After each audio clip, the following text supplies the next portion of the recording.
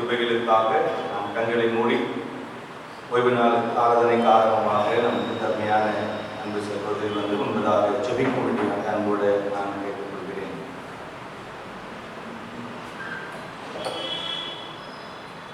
ஸ்தோத்திரிக்கிறோம் ராஜா, துதிக்கிறோம் தகப்பனே. அப்பா உங்களுக்கு நன்றி செலுத்துகிறோம் சுவாமி. இந்த வேளையில ஆண்டவரே உம்மை நோக்கி பார்க்கும்படிக்கு நீர் எங்களுக்கு பாராட்டின கிருபைக்காக உங்களுக்கு நன்றி செலுத்துகிறோம். எத்தனையோ பேருக்கு கிடைக்கக்கூடாத ஒரு கிருபை ஆண்டவரே எங்களுக்கு கிடைக்க பண்ணி இருக்கிறீரே, அதற்காக உங்களுக்கு நன்றி செலுத்துகிறோம் ராஜா. ஆண்டவரே 8 மாதங்கள் அப்பா எங்களை கண்ணீர் மணி போல பாதுகாத்தீர் ஆண்டவரே. அப்பா எந்த ஒரு சேதமும் அணுகாமல் ஆண்டவரே உங்கள் இரத்த கொட்டைக்குள்ளாய் எங்களை மூடி மறைத்து காத்து வந்தீரே, அதற்காக உங்களுக்கு நன்றி செலுத்துகிறோம் ஆண்டவரே. இந்த பரிசுத்த ஓய்வு நாளில் கூட தகப்பனே உங்களை தொழுது கொள்ளும்படிக்கு நீர் எங்களுக்கு பாராட்டின கிருபைக்காய் நன்றி ராஜா. ஆண்டவரே இந்த ஆராதனை ஆரம்பம் முதல் முடிவு பரியந்தம் கர்த்தரப்பா நீர் நடத்தி கொடுக்கும்படியாய் நாங்கள் ஜெபிக்கிறோம் ஆண்டவரே. பாடப்போற பாடல்களை உடைய கரத்தில் நாங்கள் ஒப்புக் கொடுக்கிறோம் ஆண்டவரே. அது உடைய நாம மகிமைக்கென்று இருக்க நீரப்பா கிருபை செய்யுங்க சுவாமி. கேட்க போகிற செய்தி ஆண்டவரே உடைய கரத்தில் நாங்கள் ஒப்புக் கொடுக்கிறோம். பேச போகிற தாசரை முடிமறைத்து ஆண்டவரே நீரப்பா எங்களோடு கூட பேசும்படியாய் நாங்கள் ஜெபிக்கிறோம் தகப்பனே. எல்லாரையும் உடைய கரத்தில் தாழ்த்தி ஒப்புக் கொடுக்கிறோம் ஆண்டவரப்பா. இதை கேட்கிற ஜனங்கள் ஆண்டவரே அப்பா உடைய விசுவாசம் வைத்து உங்களை நோக்கி பார்க்கிற பிள்ளைகளாக இருக்கும்படிக்கு ஒவ்வொருவருக்கும் நீரப்பா கிருபை செய்ய எல்லாரையும் காத்துக்கொள்ளுங்க, வழிநடத்துங்க. இயேசுவின் நாமத்தில் ஜெபிக்கிறோம் எங்கள் ஜீவனோட நல்ல பிதாவே, ஆமென். அல்லேலூயா. நாம் யாவரும் எழுந்திருந்து நம்முடைய ஆராதனைக்கு ஆரம்பமாக நம்முடைய பாடல் புத்தகத்தில் 14வது பாட்டை நாம் சேர்ந்து பாடுவோம். ஆத்துமாவே முழு உள்ளமே நம்முடைய தொழுதேற்ற பாடலை நாம் யாவரும் எழுந்திருந்து நாம் அங்கே நம் கைகளை தட்டி உற்சாகமாய் தேவநாமத்தை நாம்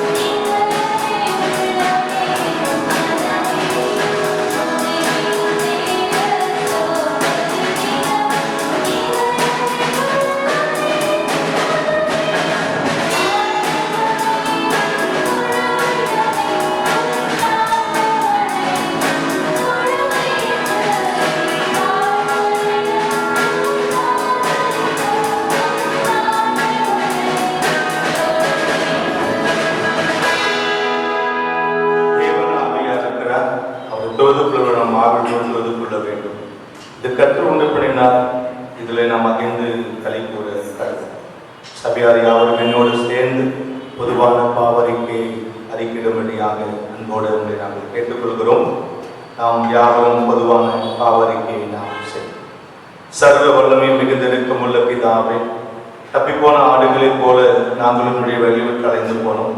எங்கள் இதயத்தின் யோசனைக்கு விருப்பம் மிகவும் இணங்கி நடந்தோம். அது பரிசுத்த விதமாய் குற்றம் செய்தோம். செய்யத்தக்க அவளை செய்து வந்தோம். எங்களுக்கு சுகமே இல்லை. ஆனாலும் ஆண்டவர் தேவரீர் எங்கள் கர்த்தராகிய இயேசு மூலமாய் மனிதர்கள் பரிசுத்த வாக்குத்தின்படியே நிர்வாகியமுள்ள குற்றவாளிகளாக எங்களுக்கு இறங்கும். தப்பிகள் அறிக்கைகள் மேல் பொறுமையாயிரும். பாவத்தை நிமித்து துக்கப்படுத்த எங்களை செயல்படுத்தும். மிக விருக்கமுள்ள பிதாவே, உடைய பரிசுத்த நாமத்துக்கு மகிமை உண்டாகும்படி நம்முடைய தேவபக்தியும் நீதியும் தெரிந்து புத்தி நடந்து வர இயேசு கிறிஸ்து நிமித்தம் கிருபை செய்துள்ளோம். ஆமென். நாம் ஜெபம் செய்வோம். நம்முடைய ஜெபத்தை அருமையான ஐயா அவர்கள் பேராயத்திற்காக, தேசத்திற்காக, எல்லா மக்களுக்காக ஜெபங்களை எடுக்கும்படியாய் அன்போடு நான் கேட்டுக்கொள்கிறேன்.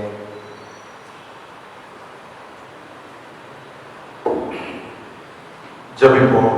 நல்ல ஆண்டவரே, உம்மை போற்றுகிறோம், உம்மை வணங்குகிறோம். உடைய பரிசுத்த பொற்பாதங்களிலே கடந்து வருகிறோம். எங்களை மீட்டெடுத்த ஆண்டவர் நீர். எங்கள் பாவங்களை மன்னிக்க சர்வ வல்லமுள்ளவராக இருக்கிறதற்காக நன்றி செலுத்துகிறோம். எங்கள் பாவங்களை ஆண்டவரே மன்னித்து ஏற்றுக்கொண்டு எங்களை மீட்டுக்கொண்டு எங்களை ரட்சித்து ரட்சிக்கும் பாதையில் நடத்தி வருகிறேன். இனிமேலும் நடத்துகிறாக உடைய வல்லமுள்ள உடைய கரங்களிலே மீண்டுமாக ஒரு விஷயங்களை தாழ்ந்து ஒப்புக் கொடுக்கிறோம். இம்மட்டும் காத்து ரட்சித்த ஆண்டவர் இனிமேலும் காத்து ரட்சிப்பீராக. ஆண்டவரே, விசேஷமாக இந்த ஆண்டவரே உம்முடைய பரிசுத்த நாளுக்காக நன்றி செலுத்துகிறோம். இந்த நாளிலேயும் நாங்கள் களிப்போட்டு மகிழும்படியாக உம்முடைய கிருபையினால் நிறைத்துள்ளோம். உமக்கே சாட்சிகளாக வாழ்ந்து உம்முடைய சித்தத்தை நிறைவேற்ற அருள்தாரும். எடுத்து சபையின் மக்கள் ஒவ்வொருவருக்காக ஜெபிக்கிறோம். ஒவ்வொரு குடும்பங்களையும் ஆசீர்வதிப்பீராக. உடைய கையின் பிரயாசங்களை வாய்க்கப்படும். ஆண்டவரே, இந்த நோய் தொற்றின் நெருக்கடியான காலங்களிலேயும் பிள்ளைகளுக்கு விசேஷ கிருபை கிடைக்கப்படுவீராக. உம்முடைய அன்பின் கிருபை அவளை தாங்கட்டும். உழைப்புகளை ஆண்டவர் நீர் அங்கீகரிப்பீராக. உழைப்புகளுக்கு என்ற பலன்களை பெற்றுக்கொள்ள உதவி செய்யும். ஆண்டவரே, வேலை வாய்ப்புகள் இல்லாமல் இருக்கிற பிள்ளைகளுக்கு வேலை வாய்ப்புகளை திறந்து தாரும். நடைபெற்றிருக்கிறதான வருமானங்களை ஆண்டவர் தம்முடைய பிள்ளைகளுக்கு வாய்க்க பண்ணி அதன் நிமித்தமாக கர்த்தர்களாக மகிழ்ந்து களிப்போற நீர் உதவி செய்வீராக. தொடர்ந்து பெரிய காரியங்களை செய்யும். படிக்கிற பிள்ளைகளுக்கு வேண்டிய விசேஷ ஞானம் கிருபையை தாரும். சிறுவினத்தோடு பலவீனத்தோடு இருக்கிற பிள்ளைகளுக்கு சுகபலன் ஜீவனை தருவீராக. உம்முடைய அன்பின் கிருபைக்குள்ளாக பிள்ளைகளை காத்துக் கொள்ளும். உம்முடைய அன்பும் ஆண்டவரே உம்முடைய இரக்கமும் பிள்ளைகளுக்கு ஒவ்வொரு நாளும் கிடைக்கப்பெற உதவி செய்வீராக. கிருபையினால் நிறைந்த வாழ்க்கை வாழ்ந்திருக்க உதவி செய்யும் சுவாமி. ஏதோ ஆண்டவரே, தொடர்ந்து எங்களுடைய பேராயத்திற்காக ஜெபிக்கிறோம். பேராயத்தை மட்டும் பலப்படுத்தி வருகிறேன். ஆண்டவரை பாதுகாத்து வருகிறேன். நன்றி செலுத்துகிறோம். இன்னும் பாதுகாத்துக் கொள்ளும். எடுத்து பயன்படுத்தும் சுவாமி. வழக்கிலே பணிபுரிகளான ஒவ்வொரு ஆண்டவரே இயக்குநர்கள், பேராய கமிஷனர்கள், ஒவ்வொரு போதகர்கள், ஆண்டவரை ஒவ்வொரு திருச்சபையின் விசுவாச குடும்பங்கள் ஒவ்வொருவருக்காக ஜெபிக்கிறோம். எங்கள் திருச்சபைகள் மூலமாக செய்யப்படுகிற ஊழியங்கள், ஆண்டவரை போதகர்கள் மூலமாக செய்யப்படுகிற ஊழியங்கள் இன்னும் வளர்ந்து பெருக உதவி செய்வீராக. ஆண்டவருடைய மாநிலங்களிலே நடைபெறுகின்ற ஐயமும் ஊழியங்களையும் ஆண்டவர் ஆசீர்வதித்து வருகிறேன். நன்றி செலுத்துகிறோம். இனிமேலும் ஆசீர்வதித்தோம். இந்த நோய் தொற்றின் காலங்களிலேயும் அந்த மலைவாழ் மக்கள் மத்தியிலே, ஆதிவாசி மக்கள் மத்தியிலே, மற்ற மக்கள் மத்தியிலே செய்யப்படுகிற ஊழியங்கள் ஆண்டவரை பிரயோஜனம் உள்ளதாக இருக்கத்தக்கதாக உம்மை பற்றி சொல்லப்படுகிறதான அன்பின் நற்செய்தி அவருடைய உள்ளங்களை உருவாக்கக்கூடியதாக இருக்கத்தக்கதாக ஆண்டவர் உதவி செய்வீராக. பெரிய காரியங்களை செய்யும். நீர் மகிமைப்படுவீராக. ஆட்சியாளர் உண்மையும் நேர்மையுமாய் ஆட்சி செய்ய உதவி செய்யும். கரங்களிலே தாழ்த்துகிறோம். பெரிய காரியங்களை செய்வீராக. ஆண்டவரை திருதமாக இந்த அடைபட்டிருக்கிறதான ஆலயங்கள் திறக்கப்படத்தக்கதாக நாங்கள் ஏகோபித்து கர்த்தருடைய நாமத்தை ஒன்றாக இணைந்து தொழுது கொள்ளத்தக்கதான கிருபைகளை நீர் எங்களுடைய தேசத்திலே நீர் ஏற்படுத்தவில்லை பெற்றுகிறோம். பெரிய காரியங்களை செய்வீராக. தாழ்த்துகிறோம். விதியான நேரம் முழுவதும் கூட இருக்கிறாக. துதியும் கரமும் மகிமையும் யாவும் மக்கை செலுத்துகிறோம். இயேசு ரட்சகர் வழியாக வேண்டுகிறோம். ஜெபங்கள் நல்ல பிதாவே. நாம் கர்த்தருடைய ஜெபத்தை நாம் சொல்லுவோம். பரலோகத்திற்குரிய எங்கள் பிதாவே, நாமம் சுத்தப்படுவதாக, உம்முடைய ராஜ்யம் வருவதாக, உம்முடைய சித்தம் பரலோகத்தில் செய்யப்படுவது போல பூமியில் செய்யப்படுவதாக. அன்றுள்ள அப்பத்தை எங்களுக்கு தாரும். ரூபாய் செலுத்த நாம் அனைத்து குற்றங்களுக்கு மன்னியும். எங்கள் சுவர்கள் பிரசிக்க பண்ணாமல் தீமை சுட்டுக்கொள்ளும். ராஜ்யமும் வல்லமையும் மகிமையும் என்றெடுக்கும் முடிவைகளே. ஆமென். அல்லேலூயா. நாம் யாவரும் அமருவோம். அமர்ந்த வண்ணமாக நம்முடைய பாடல் புத்தகத்தில் 112வது பாடலை நாம் பாடுவோம். மீட்பரின் சத்தம், என் மீட்பரின் சத்தம். இந்த பாடலை நாம் யாவரும் கண்களை தட்டி உற்சாகமாய் தேவநாமத்தை நாம் மகிமைப்படுத்தி எத்தனை பண்ணுவோம். நாம் யாவரும் சேர்ந்து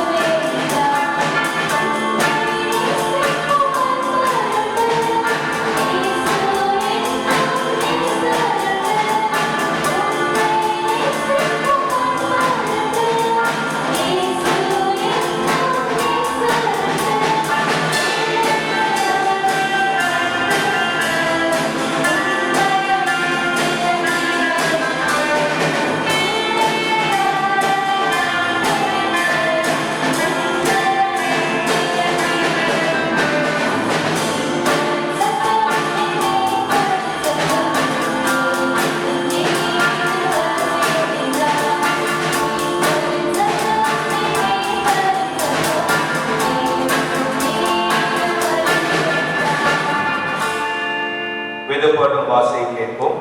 சகரியாவின் தீர்க்கதரிசன புத்தகம் 9ஆம் அதிகாரம் வசனம் 11 17 முடிய நாம் வாசியை கேட்போம். நமது திருச்சபையின் மூப்பராக இருக்கிற கிங்ஸ்லி அவர்கள் நமக்கு அதை நடத்தி தருவார்கள்.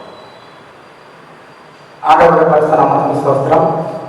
வாசிக்கும்படியாக கொடுக்கப்பட்ட வேத பாடம் சகரியாவின் புத்தகம் 9ஆம் அதிகாரம் வசனங்கள் 11 தொடங்கி 17 வரை. உனக்கு நான் செய்வதென்னவென்றால், தண்ணீரில்லாத குழியிலே அடைக்கப்பட்டிருக்கிற உன்னுடையவர்களை நான் உன் உடன்படிக்கையின்படி இரத்தத்தினாலே விடுதலை பண்ணுவேன். நம்பிக்கையுடைய சிறைகளே அரணுக்கு திரும்புங்கள், இரட்டிப்பான நன்மையை தருவேன், இன்றைக்கே தருவேன். நான் எனக்கென்று யூதாவை நான் ஏற்றி எப்ராமிலே வில்லை நிரப்பி, சீயோனே உன் புத்திரரை கிரேக்க தேச புத்திரருக்கு விரோதமாக எழுப்பி உன்னை பராக்கிரமசாலியின் பட்டயத்துக்கு ஒப்பாக்குவேன். அவர்கள் பட்சத்தில் கர்த்தர் காணப்படுவார். அவருடைய அம்பு மின்னலை போல புறப்படும். கர்த்தராகிய ஆண்டவர் எக்காலம் ஊதி தென் திசை சுழல் காதுகளோடு நடந்து வருவார். சேனைகளின் கர்த்தர் அவர்களை காப்பாற்றுவார். அவர்கள் பட்சத்து கவன் கற்களால் கீழ்ப்படுத்திக் கொள்வார்கள். அவர்கள் குடித்த கழிப்பினால் ஆர்வரிப்பார்கள். பானபாத்திரங்களைப் போலவும் பலிப்படத்தின் கோடிகளைப் போலவும் நிறைந்திருப்பார்கள். அந்நாளில் அவர்களுடைய தேவனாகிய கர்த்தர் தம்முடைய ஜனமான மந்தையாரை அவர்களை ரட்சிப்பார். அவர்கள் அவருடைய தேசத்தில் ஏற்றப்பட்ட கொடிகளின் கிரீடத்தில் பதிந்திருப்பார்கள். அவருடைய காரணியம் எத்தனை பெரியது, அவருடைய சமுத்திரம் எத்தனை பெரியது. தானியம் வாலிபரையும் புது திராட்சரசம் கன்னிகளையும் வளர்க்கும் என்பதே. ஆமென். சபையார் யாவரும் விழுந்து நின்று நாம் சங்கீதத்தை முறையாக வாசிப்போம். அந்த கண்ணில் இருக்கிறதான சுத்தமுள்ள வேத புத்தகத்தில் 92ஆம் சங்கீதத்தை நாம் யாவரும் சேர்ந்து என்னோடு கூட மாறி மாறி வாசிக்கும்படியாக உங்களை அன்போடு கூட நாங்கள் கேட்டுக்கொள்கிறோம். சங்கீதம் 92. கர்த்தரை துதிப்பதும் உன்னதமானவரை உங்கள் நாமத்தை கீர்த்தனம் பண்ணுவதும்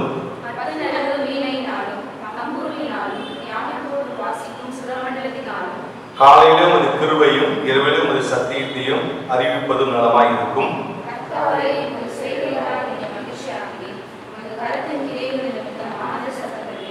கர்த்தாவே, உமது கிரியைகள் எவ்வளவு மகத்துவமானவைகள், உமது யோசனைகள் மகா ஆழமானவைகள். துன்மார்க்கர் புள்ளை போல தழைத்து அக்கிரமக்காரர் யாவரும் செழிக்கும் போது அது அவர்கள் என்றென்றைக்கும் அடைந்து போவதற்கே ஏதுவாகும். கர்த்தாவே, உங்கள் சத்துருக்கள் அழிவார்கள், உங்கள் சத்துருக்கள் அடைந்து போவார்கள், சகல அக்கிரமக்காரரும் சிதறுண்டு போவார்கள்.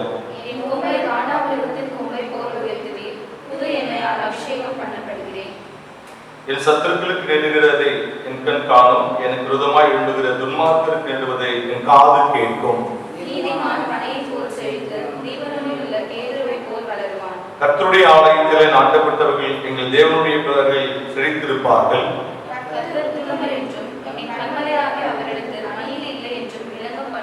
நாம் யாவரும் சேர்ந்து படிப்போம். அவர்கள் முதிர் வயதிலும் கனித்தந்து புஷ்டியும் பசுமையும் இருப்பார்கள். பிதா குமாரன் பரிசுத்தாவினருக்கு மகிமை உண்டாவதாக.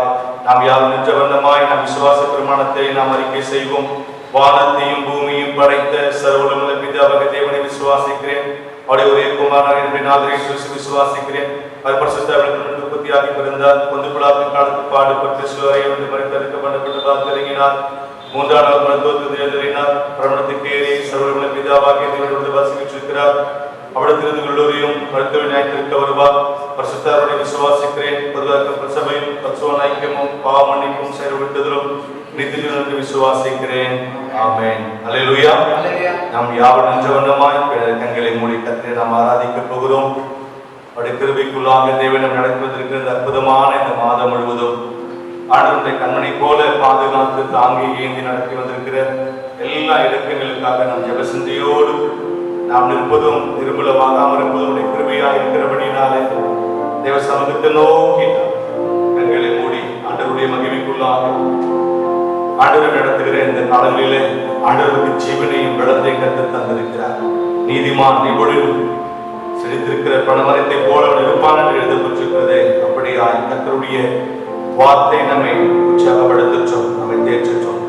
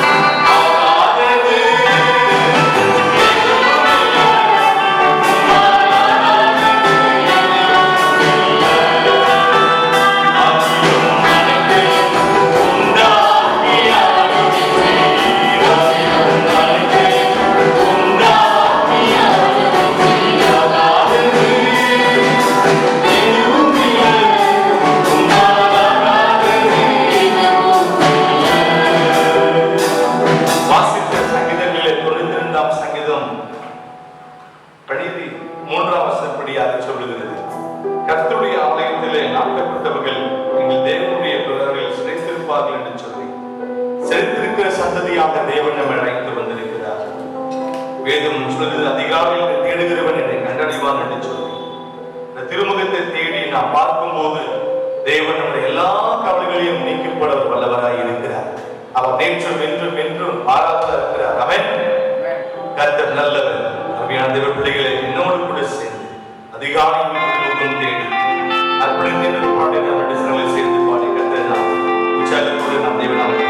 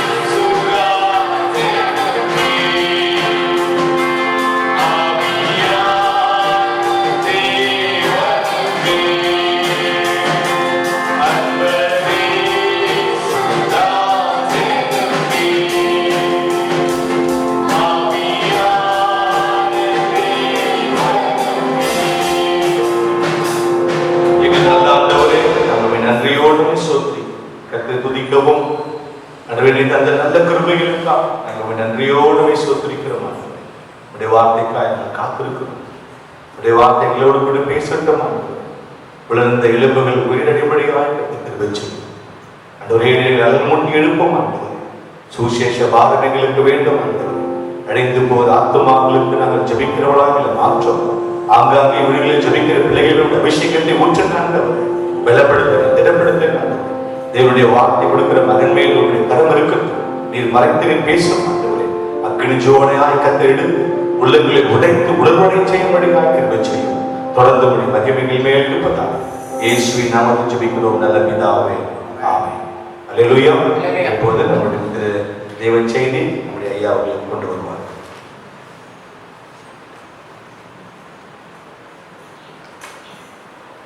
அல்லேலூயா, அல்லேலூயா, அல்லேலூயா. கர்த்தருடைய நாமம் மகிமைப்படுவதாக. மீண்டும் இந்த இணையதள வழியாக உங்கள் யாவரையும் சந்திப்பதிலே மகிழ்ச்சி அடைகிறோம். கர்த்தர் மட்டுமாக உங்களையும் தம்முடைய கிருபையினால் தாங்கி பாதுகாத்து எல்லா விதமான நோய்கள் பிடிகள் எந்த விதமான தீமைகள் எதுவும் நெருங்க விடாதபடி இது மட்டும் நம்மை அனைவரையும் இருக்கிற இடங்களிலே தற்காத்து வருகிறார், பாதுகாத்து வருகிறார். அன்றாட மன்னாவை தந்து நம்மை போஷிப்பித்து வருகிறார். அதற்காக ஆண்டவருக்கு நன்றி சொல்லுவோம். தொடர்ந்து நாம் ஜபத்தோடு காத்திருப்போம். இந்த தடை காலங்கள் சீக்கிரத்திலே நிறைவுக்கு வரும் என்று சொல்லி எதிர்பார்க்கப்படுகிறது. படிப்படியாக தளர்த்தப்படும். முழு அளவிலே அக்டோபர் மாதத்திலிருந்து எல்லா திருச்சபைகளும் வழிபாட்டு தலங்களும் குறிப்பாக இயங்கும் என்றான எதிர்பார்ப்பு மேலோக்கில் இருக்கிறது. எனவே நாம் ஆண்டவருக்கு நன்றி சொல்லுவோம். அதோடு நம்பிக்கையோடு காத்திருப்போம், ஜெபிப்போம். இருக்கிற இடங்களில் தொடர்ந்து கர்த்தர் நம்மை ஆசீர்வதிப்பாராக. ஆமென். இன்னும் ஒரு சில அறிவிப்புகள் பின்னதாக உங்களுக்கு தனிப்பட்ட முறையில் கொடுக்கப்படும். எனவே அதை மனதில் கொள்ள உங்களுக்கு கேட்டுக்கொள்கிறோம். தொடர்ந்து ஜெபிப்போம், காத்திருப்போம். இப்பொழுதும் ஆண்டுடைய வார்த்தைகளை தியானிக்க கடந்து செல்லுவதாக அமர்ந்தவாறே கரைகளை தாழ்த்தி ஆண்டவர் நோக்கி வேண்டுதல் செய்வோம். அன்பும் கிருபையும் இரக்கமும் நிறைந்த நல்ல ஆண்டவரே, உங்களுடைய கரங்களில் எங்களை காட்டுகிறோம். உங்களுடைய வேத வசனமே எங்களுடைய அனுதின போஜனமாக இருக்கிறபடினால் உங்களுக்கு நன்றி செலுத்துகிறோம். இந்த உம்முடைய நாடுபடிதான போஜனத்தை எங்களுக்கு நீ தாரசாம் எங்களோடு பேசுகிறார். அடிமையும் சிலுவை மலையில மறைத்து நீங்கள் வெளிப்படுவீராக. கேட்கிற உள்ளங்களில் ஆண்டவர் கிரியை செய்வீராக. உங்களுடைய நாமம் மகிமைப்படட்டும். நாங்கள் இதன் மூலமாக ஆசீர்வாதமாக இருக்க கர்த்தர்களாக இன்னும் பலப்படும் எங்களுக்கு உதவி செய்கிறார். இயேசு ரட்சகர் வழியாக வேண்டுகிறோம் நல்ல பிதாவே. சற்று நேர சிந்தனைக்காக தேர்ந்தெடுக்கப்பட்ட திருமறையின் பகுதி வாசித்து கேட்ட சகரியாவின் புத்தகம் 9ஆம் அதிகாரம் 17வது வசனத்தை நாம் வாசிப்போம். சகரியாவின் புத்தகம் 9ஆம் அதிகாரம் 17வது வசனம். 17வது வசனம் நான் வாசிக்கிறேன். என்னோடு சேர்ந்து வாசிங்கள். அவருடைய காருண்யம் எத்தனை பெரியது, அவருடைய சௌந்தரியம் எத்தனை பெரியது.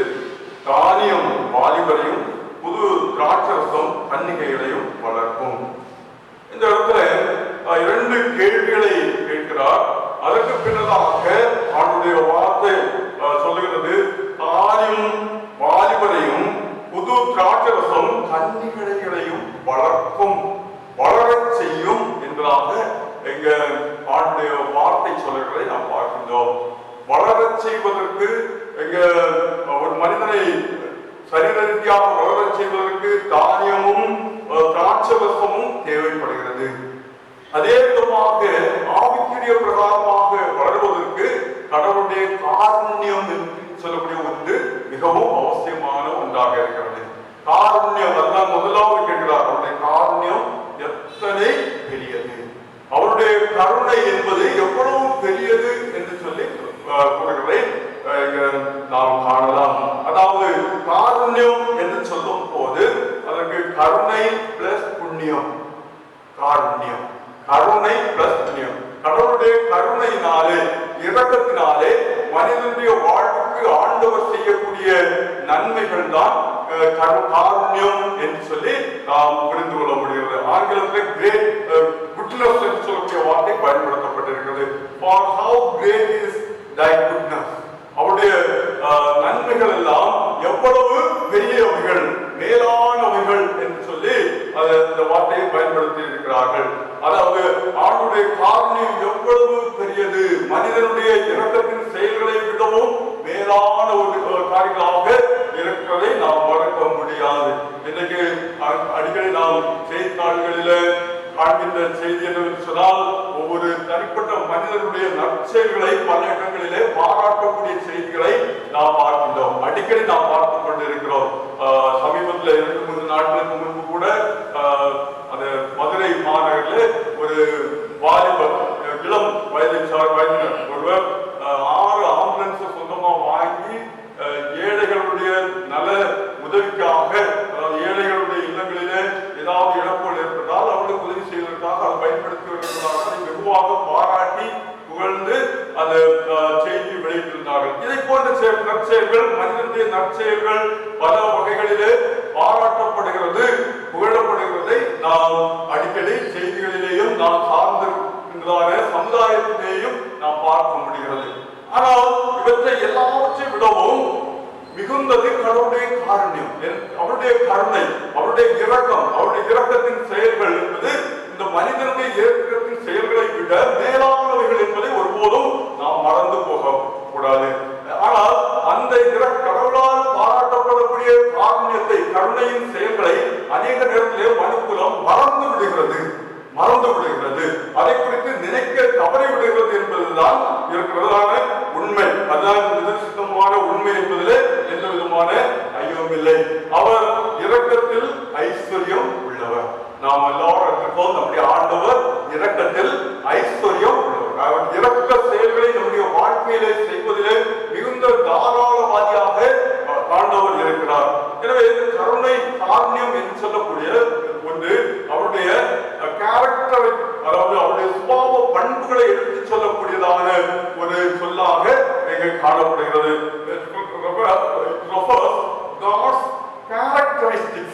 அவருடைய சுபாவ பண்புகளை நமக்கு விளக்கக்கூடியதாக இங்கு சொல்லப்படுகிறது. அதனால்தான் இங்க சகரியாவின் தீர்க்கதரிசி சொல்லும் போது கூட அவருடைய காருண்யம் எத்தனை பெரியது, மிகுந்தது, மனிதனுடைய கருணையின் செயல்களை விட எவ்வளவு மிகவும் உயர்ந்தது என்பதை குறித்து சொல்லுகிறதை பார்க்கின்றோம்.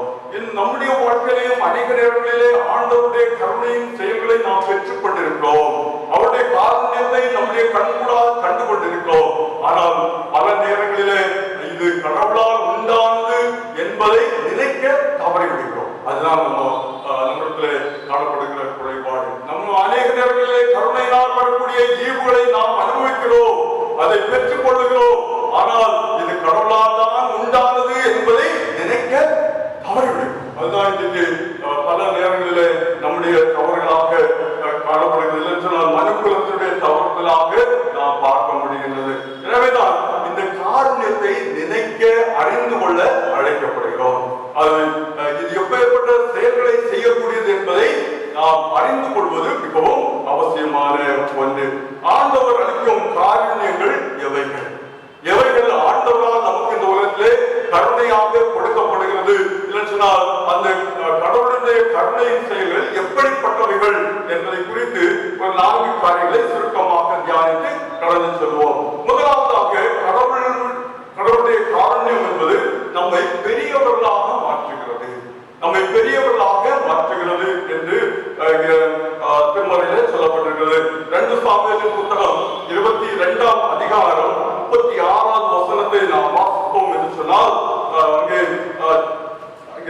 தாவீது சொல்கிறார். 2 சாமுவேலின் புத்தகம் 22ஆம் அதிகாரம் 36வது வசனம் அங்கே சொல்லும் போது, அதாவது உம்முடைய ரட்சிப்பின் கேடகத்தை எனக்கு தந்தீர் என்பதாக தாவீது சொல்கிறார். அதோடு மட்டுமல்லாது உம்முடைய காருண்யம் என்னை பெரியவனாக மாற்றும் என்று சொல்கிறார். 2 ராஜாக்கள் 22ஆம் அதிகாரம் 36வது வசனம். 2 ராஜாக்களின் புத்தகம் 22ஆம் அதிகாரம் 36வது வசனத்தில் தாவீது தன்னுடைய வாழ்க்கையின்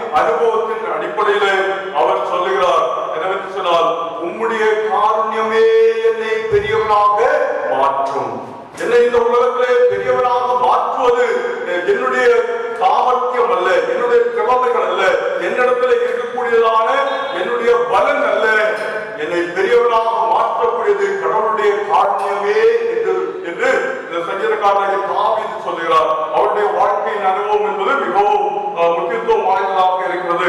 நாம் ஏற்கனவே கடந்த வாரத்தை அதை குறித்து தியானித்தோம். ஒரு ஆடு மீட்கனாக இருந்தவர் சிறு வயதிலேயே கடவுளால் தேர்ந்தெடுக்கப்பட்டு ஒரு ஏழ்மையான நிலைமையிலிருந்து அவரை அரச அவையிலே கொண்டு வந்து அரியணையிலே அமர வைக்கக்கூடிய அந்த நிலைமையிலே அவரை பெரியவனாக மாற்றினது.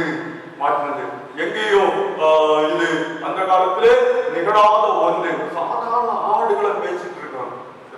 நம்ம ஊர்ல பொதுவாக ஊர் நாடுகள் எல்லாம் அதிக படிப்பு வரல, படிக்க முடியல, இல்லைன்னா படிக்கிறதுக்கு வசதி இல்லை. இப்படிப்பட்ட ஒரு சூழ்நிலை வரும்போதுதான் என்ன பண்ணுவாங்க, அவரை ஆடை வாங்கி கொடுத்து ஊர் நாடுகள் அவரை ஆடு வைக்கிறதுக்கு அனுப்புவாங்க, இல்லைன்னா சாதாரண தொழில் ஏதாவது ஒரு வேலை செய்வதற்கு அனுப்புவாங்க.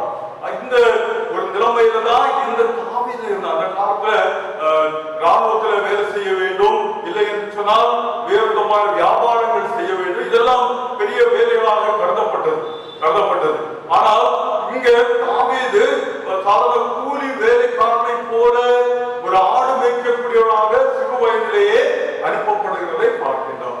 அந்த சாமுவேல் ராஜாவை அபிஷேகம் பண்ணுவதற்காக ஈசாயுடைய வீட்டிலே சென்றிருக்கும் போது உன்னுடைய பிள்ளைகள் எல்லாம் ஒருத்தரை வர சொல்லுன்னு சொல்லும் போது மற்ற எல்லா பிள்ளைகளையும் வர வைக்கிறார். இவரை பிள்ளையா கூட நினைக்கக்கூடிய அளவுக்கு ஒரு தகுதியற்றவனாக இருந்தாலோ என்று சொல்லி என்ன சொன்னா இவ்வளவு பேர் தான் பெரியவங்க திறமையானவங்க அப்படின்னு சொல்லி அவர் நினைக்கிறார். இன்னும் ஒருத்தருக்கு அவர் சொல்லு, அவன் எங்கேயோ ஆடு வச்சுட்டு இருப்பான் அப்படின்னு சொல்லி சொல்றார். அப்போ அவருக்கு கூட இந்த தாவீதின் இடத்திலே இருக்கக்கூடிய திறமையை புரிந்து கொள்ள முடியவில்லையோ என்னமோ தெரியாது. ஆனால் கடவுளால் தேர்ந்தெடுக்கப்பட்டவர் இவர்தான் என்பதை அவரால் புரிந்து கொள்ள முடியவில்லை. அதனால சாமுவேல் சொல்கிறார், அவரை வர சொல்லுன்னு சொல்லி அவரை கூப்பிட்டு வந்து உடனே அபிஷேகம் பண்ணுகிறார்கள்.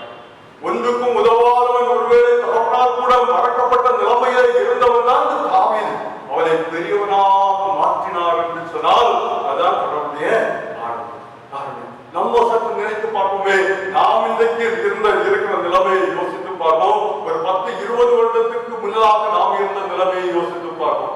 எந்த நிலைமையில் இருந்தோம், நாம் முன்னோக்கி சென்றிருக்கிறோமா இல்லை பின்னோக்கி சென்றிருக்கிறோமா, இந்த நிலைமையில் எதனால் வந்தது, எப்படி வந்தது என்பதை நாம் எண்ணி பார்ப்போம் என்று சொன்னால் நாம் பெற்ற வாக்கியங்கள் எவ்வளவு என்பதை புரிந்து கொள்ள முடியும். அது அவர் பாடல் கூட உண்டு. எண்ணி பாதி பெற்ற வாக்கியங்கள் கர்த்தர் செய்த நன்மைகள் யாவும் ஆசீர்வாதம் என்று ஒவ்வொன்றாய் கர்த்தர் செய்த யாவும் வியப்பை தரும். கடவுள் செய்த நன்மைகளை நாம் எண்ணி பார்க்க வேண்டும். அப்போதுதான் கடவுள் எவ்வளவு காரணியராக நம்முடைய வாழ்க்கையில இருந்திருக்கிறார், எவ்வளவு பெரியவராக கடவுள் நம்மை மாற்றி இருக்கிறார் என்பதை நாம் புரிந்து கொண்டு ஆண்டவருக்கு நன்றி சொல்லும் வாழ்க்கை வாழ முடியும்.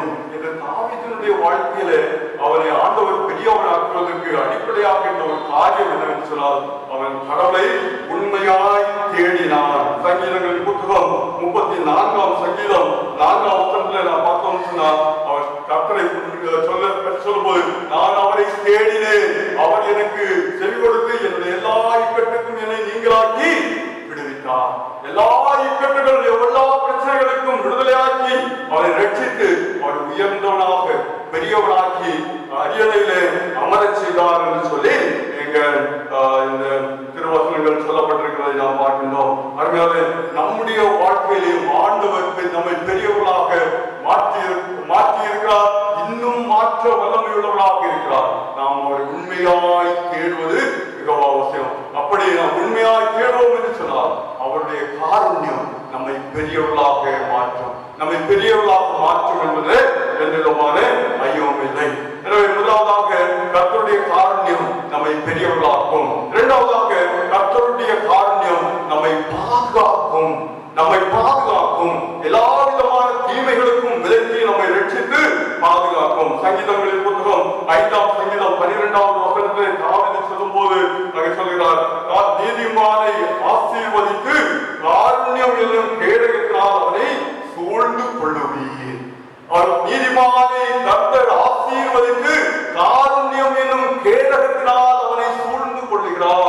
சூழ்ந்து கொண்டு அவரை பாதுகாக்கிறார் என்று சொல்லி சொல்லப்பட்டிருக்கிறது. அவரை அதாவது காருண்யம் என்பது ஒரு கேடகத்தை போன்றது. பொதுவாக கேடகம் என்று சொல்லும் போது அது அந்த காலத்திலே யுத்தத்திற்கு செல்லுகிற ராணுவ வீரர்கள் தங்களை மார்புகளை காப்பதற்கும் தங்களுடைய அதாவது அதோடு மட்டுமல்லாமல் எதிரியுடைய தாக்குதல் தங்களை அணுக விடாதபடிக்கும் கைகளிலே பரிசையும் மார்பிலே மார்க்கவசத்தையும் அணிந்து கொள்வது வழக்கமான ஒன்று. இதுதான் கேடகம் என்று சொல்லுவோம். தடுப்பு கவசங்கள், தடுப்பு ஆயுதங்கள், இதைதான் கேடகங்கள் என்று சொல்லி சொல்லுவார்கள். அவர்களுக்கு எதிரின் தாக்குதல் தங்களை நெருங்க விடாதபடி, தங்களை அழித்து விடாதபடி பாதுகாக்கிற பாதுகாப்பு கவசமாக கேடகங்கள் இருக்கிறது. அதே விதமாக கர்த்தருடைய காருண்யமே நமக்கு கேடகம் என்று சொல்லி சங்கீதக்காரன் கூறுகிறதை நாம் பார்க்கிறோம். எந்த விதமான எதிரியின் தாக்குதல்களும் நம்மை தாக்கி விடாதபடி, நம்மை அழித்து விடாதபடி நம்மை பாதுகாப்பது கர்த்தருடைய காருண்யம். அதை நமக்கு தருவதாக இந்த இடத்துல நாம் பார்க்க முடியுது. அவருடைய காருண்யத்தினாலே இந்த பாதுகாப்பை ஆண்டவர் தருகிறார். இன்னும் தாவீதுக்கு எதிராக கூட்டம் கூடினோர் அந்த சங்கீதத்தில் 5ஆம் சங்கீதத்தில் தெளிவாக சொல்கிற முதல்ல இருந்து பார்க்கணும்னு சொன்னா, கூட்டம் கூடினவர்கள், புரட்டு பேசினவர்கள், முரண்பாடாக பேசினவர்கள், ஏளனம் செய்தவர்கள் எல்லாரையும் ஆண்டவர் சிதறடித்தார் என்பதை குறித்து சொல்லிவிட்டு கடைசியா சொல்கிறார், நீதிமானை காருண்யம் பாதுகாக்கும். அதை சூழ்ந்து கொள்ளும் கர்த்தருடைய காருண்யம் என்னும் கேடகத்தினால் சூழ்ந்து கொண்டு பாதுகாக்கிறேன் என்பதாக அங்கே சொல்கிறதை பார்க்கின்றோம். எனவே இந்த காருண்யம் என்பது பாதுகாப்பை அளிக்கக்கூடியது.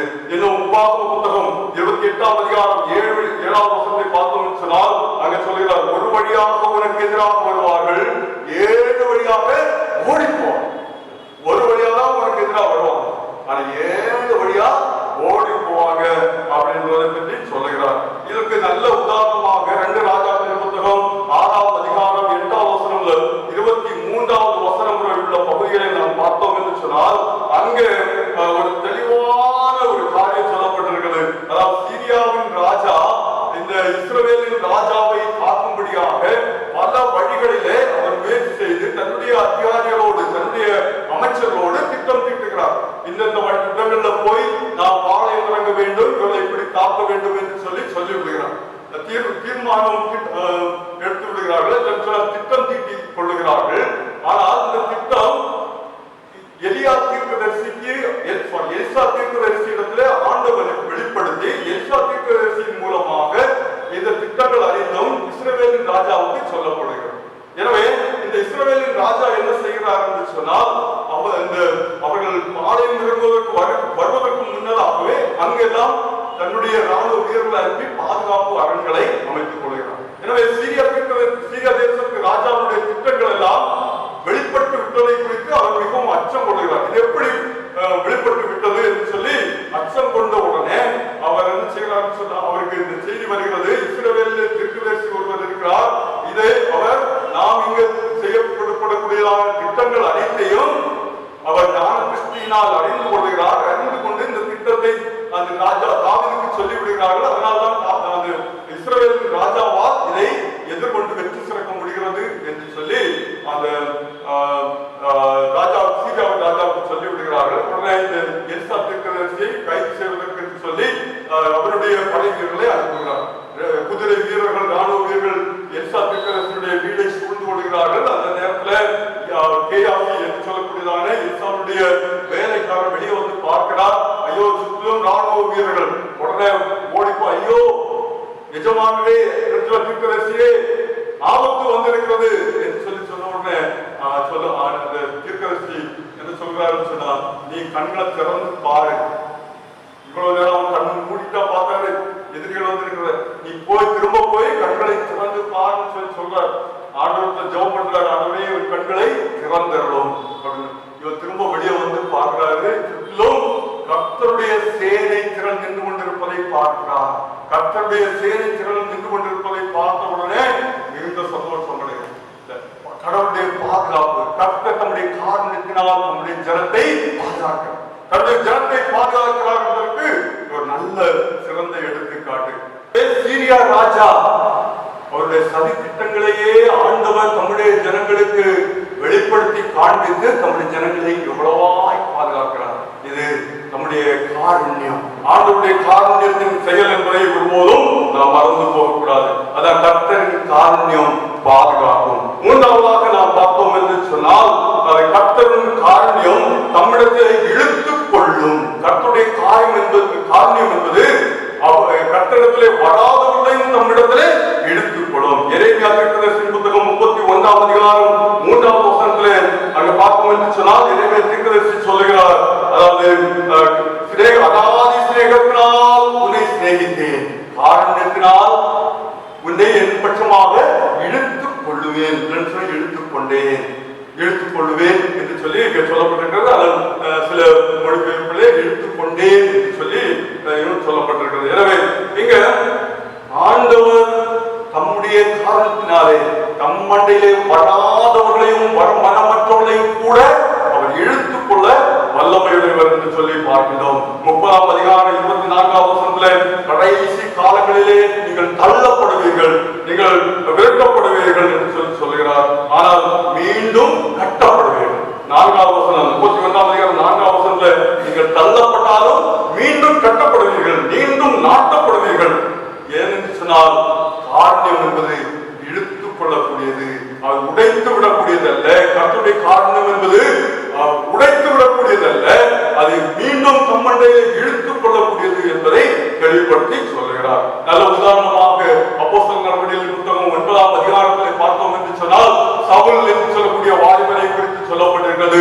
கிறிஸ்தவர்களை துன்புறுத்திக் கொண்டிருந்தவன், கிறிஸ்துவுக்கு விரோதமாக செயல்பட்டுக் கொண்டிருந்தவன், கிறிஸ்தவர்களை கண்டாலே அவனுக்கு ஆஹா என்று சொல்லக்கூடிய ஒரு நிலைமையில் இருந்து கொண்டிருந்த அந்த சவுலே, கிறிஸ்தவர்களை கொலை செய்யும்படியாக வேகமாக சென்று கொண்டிருந்த சவுலே வழியிலே தடுத்து நிறுத்தி அவரை தன் பக்கமாக இழுத்துக் கொண்டார்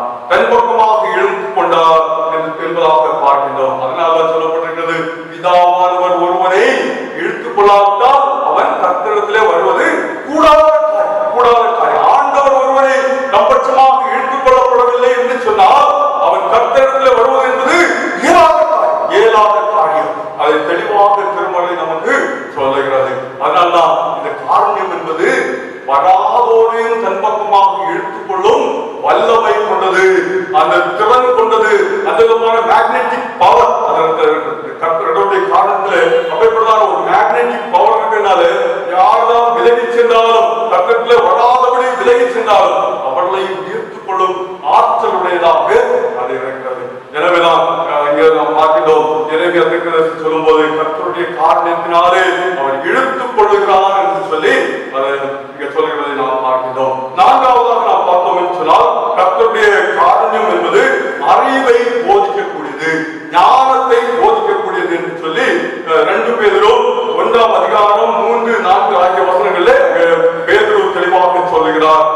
மகிமையினாலும் காருண்யத்தினாலும் நம்மை அழைத்தவரை அறிகிற அறிவு நமக்கு எல்லாருக்கும் அளிக்கப்பட்டிருக்கிறது. நம்மை அழைத்தவரை அறிகிற அறிவு என்பது நமக்கு அளிக்கப்பட்டிருக்கிறது. எப்படி அளிக்கப்பட்டிருக்கிறது சொன்னால் காருண்யத்தினால் அளிக்கப்பட்டிருக்கிறது என்று சொல்லி சொல்லுகிறார். அதனால 8ஆவது வசனத்தில் சொல்கிறார், அப்படி காருண்யத்தினால் நம்மை அழைத்து நம்மை அவரை அறிகிற அறிவை நம் கொடுத்திருக்கிறபடியினாலே 8ஆவது வசனம் சொல்லும்போது இயேசு கிறிஸ்துவை அறிகிற அறிவினால் வீணரும் கனியற்றவருமாயிருக்க ஒட்டாது. நம்மை ஆண்டவர் நம்முடைய காரணத்தினாலே அவருடைய அறிவை கொடுத்து நம்மை அவர் பட்சமாக இழுத்துக் கொண்டிருக்கிறபடியினாலே நாம் வீணராகவும் கனியற்றவர்களாகவும் பிரயோஜனமற்றவர்களாகவும் இந்த உலகத்திலே வாழக்கூடாது அப்படி என்பதாக இந்த பேதுரு சொல்லுகிறதை நாம் பார்க்க முடிகிறது. வீணராக ஏதோ வெறுமனே வாழ்கிற வாழ்க்கை அல்ல, கனியுள்ள ஜீவியம். ஆண்டவருக்கு என்று சொல்லி கனிதரும் ஜீவியம் செய்ய வேண்டும் என்று சொல்லி ஆண்டவர் விரும்புகின்றார்.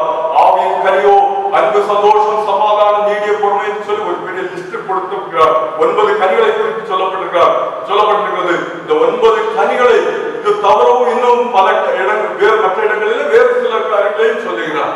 அப்போ எல்லாவற்றையும் நாம் வாழ்கிற சமுதாயத்திலே கொடுத்து கடவுளுக்கு என்று சொல்லி ஆத்மாக்களை சம்பாதிக்கிற ஒரு வாழ்க்கையின் அனுபவத்தோடு இருக்க வேண்டும். அதுதான் கனியுள்ள வாழ்க்கை. அப்படி கனியுள்ள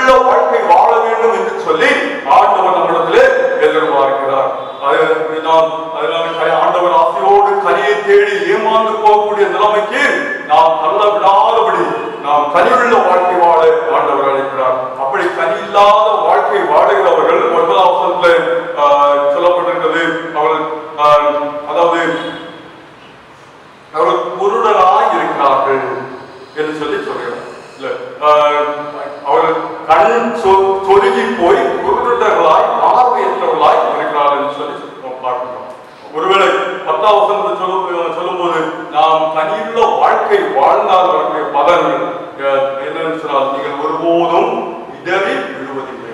எந்த ஒரு சூழ்நிலைகளிலும் நீங்கள் இடறி விடுவதில்லை, இடறி விழுந்து விடுவதில்லை. உங்களுடைய ஆவிக்குரிய வாழ்க்கையில ஒருபோதும் நீங்கள் இடறி விழுந்து விடுவதில்லை.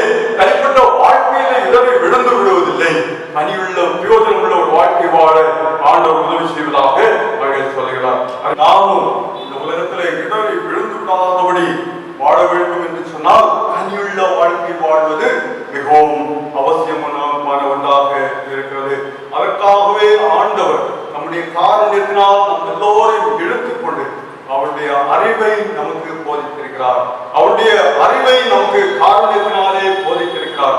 அதை நாம் உலகத்திலே பயன்படுத்தி கொண்டு வாழ ஆண்டவர் இந்த காலை வேளையிலே நாம் எல்லோருக்கும் அழைப்பு விடுகிறார். நாம் அந்த அழைப்பை அறிந்து கொண்டு ஏற்றுக்கொண்டு ஆண்டவத்திலே கடந்து வர நம்மை அர்ப்பணம் செய்வோமானால் நிச்சயமா நம்மையும் கர்த்தர் மேன்மைப்படுத்துவார், நம்மை பெரியவர்களாக உயர்த்துவார். கர்த்தருக்கு சாட்சிகளாக உலகத்திலே வாழ, ஒரு கனிவுள்ள வாழ்க்கை வாழ நாம் கருள் புரிவார் என்பதிலே எந்த விதமான ஐயமும் இல்லை.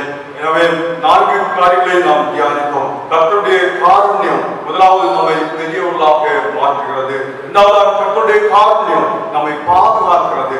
மூன்றாவதாக கர்த்தருடைய காருண்யம் நம்மை நம்மிடத்திலே இழுத்துக் கொள்கிறது. நான்காவதாக கர்த்தருடைய காருண்யம் நம்மை அடைகிற அறிவை நமக்கு போதிக்கிறது. எனவே இந்த விதமான காரியங்களை நமக்கு ஆண்டவர் ஈவாக கொடுக்கிறபடினாலே, நம்முடைய காரணத்தினாலே நமக்கு அழித்து நம்ம இந்த உலகத்திலே கனிவுள்ள வாழ்க்கை வாழ நமக்கு அருள் செய்யும் அப்படினாலே நம்மையும் தற்பரிசோதனை செய்து ஆண்டவருடைய கரங்களில் அர்ப்பணம் செய்வோம். ஆண்டவர் நாமே நம்முடைய காரணத்தினால் நம்மை நிறைவேற்றி இந்த உலகத்திலே வெற்றியுள்ள வாழ்க்கை வாழ அருள் புரிவாராக. ஆமென், ஆமென். ஆண்டவருக்கு மகிமை உண்டாவதாக. அந்த செய்திக்காக இன்னுமாய் நம்முடைய காருண்யத்தினாலே நாம் படைக்கப்பட்டிருக்கிறோம். நம்முடைய காருண்யத்தினாலே நாம் வாழ்கிறோம். நம்முடைய காருண்யம் நம்மை பிரிவினாக்கி இந்த பூமியிலே நம் நடத்தும்படியாய் கர்த்தர் செய்வாராக. இறுதியாக நம்முடைய பாடல் புத்தகத்திலே 415வது பாடலை நாம் பாடுவோம். இதோ மனுஷரின் மத்தியில் தேவாலய தேவனே என்ற பாடலை நாம் பாடி கர்த்தர் நாமத்தை நாம் மகிமைப்படுத்துவோம்.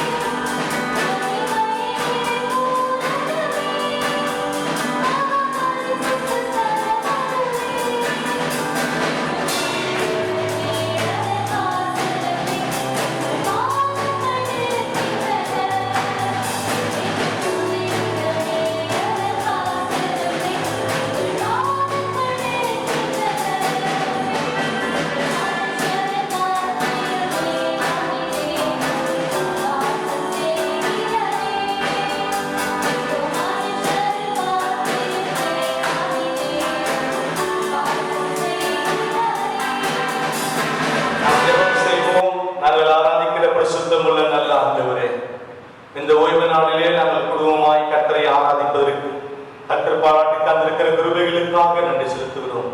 இந்த காணொலி மூலமாய் கேட்கிற ஒவ்வொரு பிள்ளைகளையும் கர்த்தர் ஆசீர்வதியும். உம்முடைய காருண்யத்தினாலே நாங்கள் இழுக்கப்பட்டிருக்கிறோம். உடைய காரணத்தினாலே நாங்கள் படைத்திருக்கிறோம். உடைய காரணத்தினாலே நாங்கள் பிரியவனாக்கப்பட்டிருக்கிறோம். உடைய காரணத்தினாலே இந்த கொரோனா வியாதியிலிருந்து நாங்கள் மீட்கப்பட்டிருக்கிறோம். ஆண்டவரே, இந்த காரணத்தை ஒவ்வொரு மக்களும் அறிந்து கொள்ளும்படியாய் அநாதி தேவங்களுக்கு அடைக்கலமா இருந்தீர் என்று எழுதியிருக்கிறது. அப்படியாய் இந்த தேவன் என்றென்றைக்கும் உள்ள சதா காலங்களிலும் அவர் பெரியவராய் இருக்கிறபடினாலே எங்களை அடைத்த ஆண்டவர் உலகத்தில் இருக்கிற ஒவ்வொரு மக்களையும் அழைத்துக் கொள்ள வேண்டுமா நாங்கள் ஜெபிக்கிறோம். மனதிருமங்கள் பரலோகராஜ்யம் சமீபத்திருக்கிறது என்று சொல்லி நாங்கள் என்ற வாசிக்கிறோம். ஆண்டவரே, இதோ நான் வாசற்படியிலிருந்து கதவை தட்டுகிறேன், ஒருவரின் சத்தத்தை கேட்டு கதவை திறந்து அவள் திறந்த மக்கள் பிரவேசம் வந்த போஜனம் சொல்லப்பட்டிருக்கிறது. ஆண்டவரே, ஒவ்வொரு உள்ளத்தை திறக்க முடியா ஜெபிக்கிறோம். ஆண்டவரே, இந்த தேசம் ரட்சிக்கப்பட்டிருக்கும். ஆண்டவரே, உம்முடைய நாமம் தரிக்கப்பட்ட பிள்ளைகளாய் கர்த்தர் மனதிரும்படியாய் முகத்தை நோக்கி பார்க்கவளாய் இருக்கும்படியா நான் ஜெபிக்கிறேன். அவருடைய வாழ்வாதாரத்தை ஆசீர்வதிங்க. ஆண்டவரே, மருத்துவமனையில் இருக்கிறதா ஒவ்வொரு மக்களுக்காக ஜெபிக்கிறோம். என் ஆண்டவரே, உடைய காருண்யம் அவர்கள் இறங்கட்டும். ஆண்டவரே, அப்பா, நீ மனதுருகி ஆண்டவரே, நீ பாதையை தொட்டு அவனை உயிரோடு கூட எழுப்பின ஆண்டவர் அல்லவா? நான் மறித்து போன லாசுவை 4 நாள் ஆயிற்றே என்று சொல்லி அவனை பெயர் சொல்லி அழைத்து அவனை உயிர்ப்பித்த ஆண்டவர் நீர் அல்லவா? ஆண்டவரே, மருத்துவமனையிலே குடும்பங்களிலே ஆங்காங்கே இந்த வியாதி நிமித்தமாய் ஆண்டு கிடக்கிற ஒவ்வொரு மக்களையும் உங்களுடைய காரணத்தினால் அவனை இரக்கம் பாராட்டி படைத்து வைக்க வேண்டுமா ஜெபிக்கிறோம். ஆண்டவரே, ஒவ்வொரு திருச்சபை குடும்பங்களை ஆசீர்வதிக்கிறோம். வாழ்வாதாரத்தை ஆசீர்வதிங்க, பொருளாதாரத்தை ஆசீர்வதிங்க, நல்ல சுக விளச்சீவனை கொடுங்கப்பா. 60 வயதுக்கு மேல இருக்கிற திருச்சபை ஒவ்வொரு மக்களையும் ஆசீர்வதிங்க. ஆண்டவரே, ஒவ்வொரு தாய்மார்களையும் தகப்பன்மார்களோடு கூட உங்களுடைய வல்லமை ஊற்றப்படட்டும். ஆண்டவரே, ரத்தத்தை நான் தெளிக்கிறேன், கிருபை சூழ்ந்து கொள்ளட்டும். நாளிலே இந்த காணொலி மூலமாய் எனக்கு உதவி செய்த ஒவ்வொரு பிள்ளைகளுக்காக, பயப்பாடின பிள்ளைகளுக்காக, இசைக்கறி வாசித்த பிள்ளைகளுக்காக, ஒவ்வொரு முப்பொழுது திருச்சபை மக்களுக்காக, தேவ செய்தி கொடுத்த தாசனுக்காக, அடியனுக்காக ஜெபிக்கிறோம். தொடர்ந்து உங்களுடைய கிருபையுடைய பிரசன்னம் இருக்கட்டும். இயேசு கிறிஸ்துவின் நாமத்தில் ஜெபிக்கிறோம் நல்ல பிதாவே, ஆமென். கர்த்தருடைய ஆசீர்வாதத்தை பெற்றுக்கொள்வோம். நம்முடைய பிதாவாகிய தேவனுடைய கிருபையும் நம்முடைய குமாரன் கிறிஸ்துவினுடைய அன்பும் பரிசுத்தருடைய அன்பும் ஐக்கியம் கர்த்தர் இப்பொழுதும் எப்பொழுதும் சதா கால பாதுகாத்து நடத்தி ஆசீர்வதிப்பாராக. ஆமென்.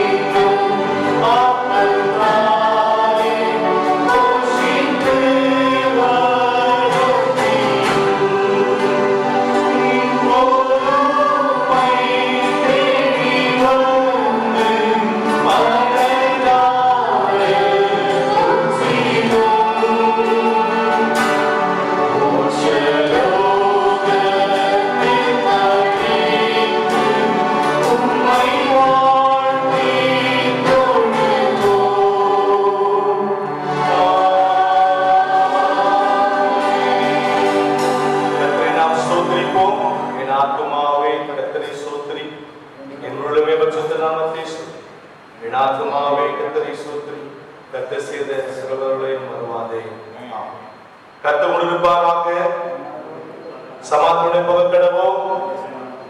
அல்லேலூயா. யாவருக்கும் ஸ்தோத்திரம். கர்த்தர் உங்களை யாவரையும் ஆசீர்வதிப்பாராக.